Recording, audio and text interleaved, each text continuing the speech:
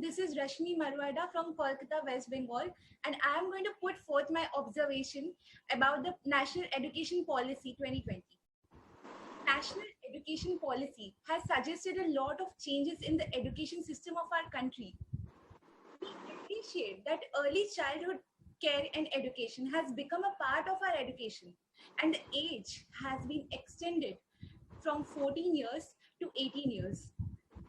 As a law student, it is important to amend the Right to Education Act 2009 to bring a synergy between the Right to Education Act and the National Education Policy 2020. Firstly, about the inclusion of children with disability, the policy does not clearly state measures to be taken to include children with disability in the mainstream education. It also does not specify anything about special education for them.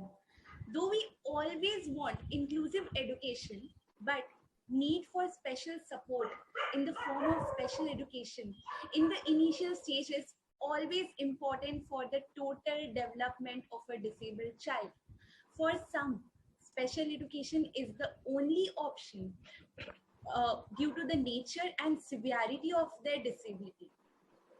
Secondly, how early childhood care and education will be implemented within 6 months or 1 year training for children with disability.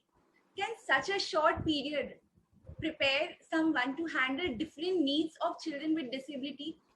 Unless quality training is provided to them, how will they grow at par with their non-disabled peers?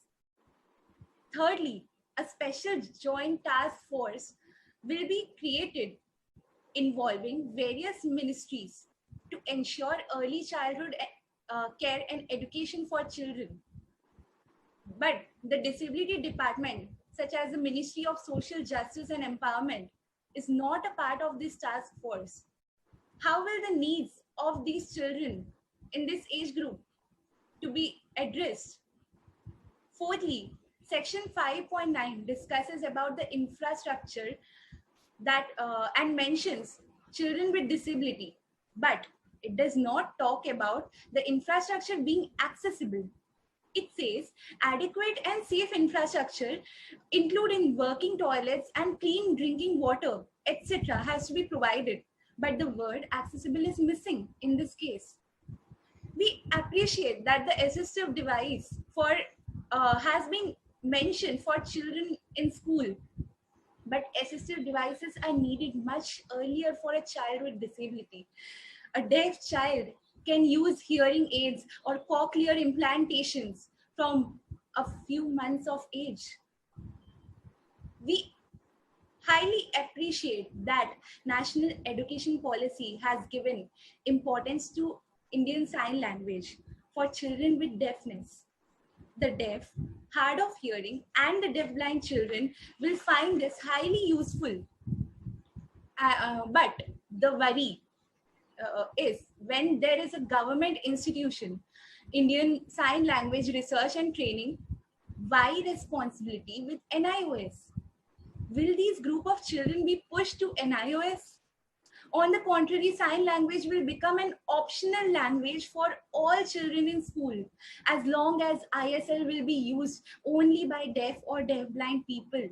They will not be included in the mainstream society.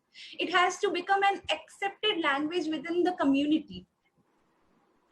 Section 12.10 of talks about financial support to students. It says, incentivize the merit of students belonging to SC, ST, OBC, and socially and economically disadvantaged groups.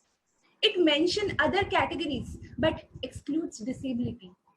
In this section, as a student with disability, I know how difficult it is to continue education and higher education, particularly if they are women with disability or coming from a poor or rural families.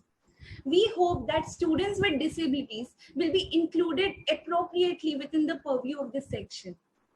I hope that my observations will be included in the recommendations that would be formulated after today's session.